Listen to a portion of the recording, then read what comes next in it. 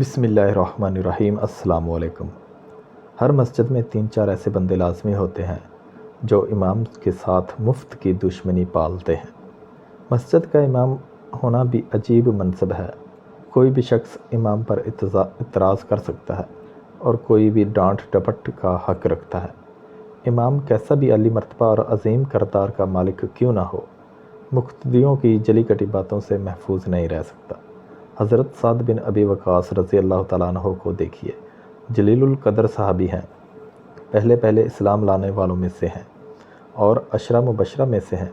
رسول اللہ صلی اللہ علیہ وآلہ وسلم جنہیں اپنا ماموں فرما رہے ہیں، ان کے حق میں قرآن کی آیتیں نازل ہو رہی ہیں۔ وحد ایسے صحابی ہیں جن کے لیے رسول اللہ صلی اللہ علیہ وآلہ وسلم نے اپنے والد اور والدہ کو جمع کرتے ہوئے فرمایا، فدا کا ابی و امی، تجھ پہ میرے ماں اور باپ قربان، جن کے دل میں کسی مسلمان کے لیے بغض و حسد نہ تھا، مستجاب الدعوات تھے۔ رسول اللہ صلی اللہ علیہ وآلہ وسلم کی معیت میں تمام تر غزوات میں شریک ہوتے ہیں، راہ خدا کے پہلے تیر انداز ہیں۔ خود رسول اللہ صلی اللہ علیہ وآلہ وسلم آپ کو سالار لشکر مقرر فرما کر خرار کی جانب روانہ فرماتے ہیں۔ آپ کے ہاتھ پر بہت سی فتوحات ہوئیں، لیکن جب امارت کوفہ کے دوران مسلح امامت پہ کھڑے ہوتے ہیں تو کوفہ والوں کے اعتراضات کا محور بن جاتے ہیں۔ کوفہ والے حضرت عمر فاروق رضی اللہ تعالیٰ عنہ کو شکایات بھجواتے ہیں اور ان میں سے ایک شکایت یہ بھی ہوتی ہے کہ سعد بن ابی وقاص رضی اللہ تعالیٰ عنہ نماز ٹھیک نہیں پڑھاتے۔ وہ شخص جس نے نماز اللہ کے نبی صلی اللہ علیہ وسلم سے سیکھی، اس شخص کی نماز پر دیہاتیوں کا اعتراض بالکل آج کل جیسے حالات کا منظر پیش کر رہا ہے۔ آج کے ائمہ نے نماز اگرچہ براہ راست رسول اللہ صلی اللہ علیہ وسلم سے نہیں سیکھی، مگر رسول اللہ صلی اللہ علیہ وآلہ وسلم کے اقوال سے سیکھی ہے۔ ان علماء کو نشانہ تنقید بنایا جاتا ہے۔ بہرحال جب حضرت سعد بن ابی وقاص رضی اللہ تعالیٰ عنہ کی شکایت حضرت عمر فاروق رضی اللہ تعالیٰ عنہ تک پہنچتی ہے تو عمر فاروق تحقیق احوال کے لیے کوفہ والوں کی طرف محمد بن مسلمہ رضی اللہ اور عبداللہ بن ارقم رضی اللہ کو بھیجتے ہیں، جو ایک مسجد میں جا کر حضرت سعد بن ابی وقاص رضی اللہ تعالیٰ عنہ کے بارے میں پوچھتے ہیں۔ حیرت کی بات ہے کہ شکایات کوفہ سے چل کر مدینہ پہنچی، لیکن محمد بن مسلمہ رضی اللہ تعالیٰ عنہ اور عبداللہ بن ارقم رضی اللہ تعالیٰ عنہ جس سے بھی سوال کرتے ہیں تو جواب میں حضرت سعد بن ابی وقاص کی تعریف ہی سننے کو ملتی ہے۔ ایک مسجد میں جا کر پوچھا، لیکن کسی کی طرف سے کوئی اعتراض موصول نہیں ہوا۔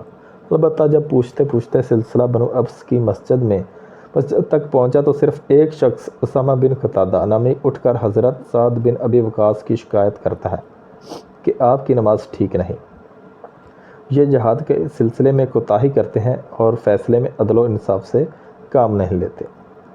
اعتراض کچھ بھی تھا، لیکن یہاں انتہائی قابل توجہ بات یہ ہے کہ شکایات کوفہ سے مدینہ بھیجی گئیں، لیکن کوفہ کی کسی مسجد میں ایک شخص کے علاوہ کوئی اعتراض کرنے والا نہیں ملتا۔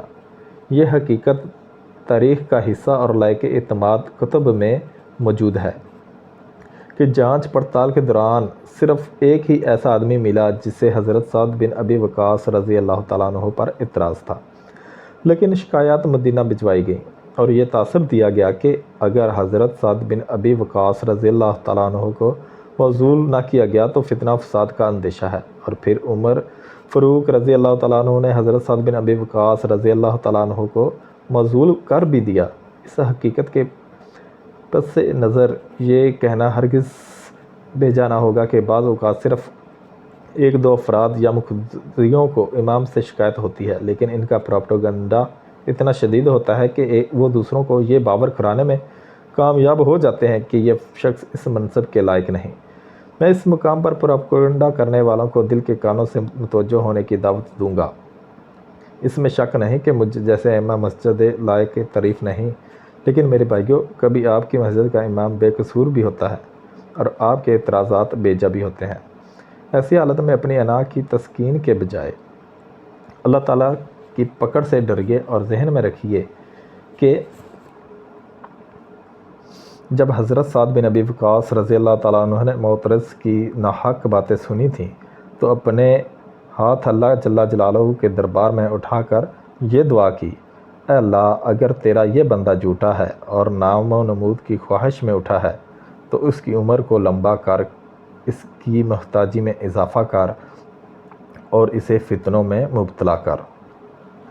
وقت گزر گیا، حضرت سعد بن ابی وقاص رضی اللہ تعالیٰ عنہ موصول بھی ہو گئے۔ پروپوگنڈا جیت گیا، لیکن سعد بن ابی وقاص رضی اللہ تعالیٰ عنہ کی دعا اللہ جل جلالہ کے ہاں محفوظ رہی، اور پھر لوگوں نے دیکھا کہ وہ شخص انتہائی بڑھاپے کو پہنچا۔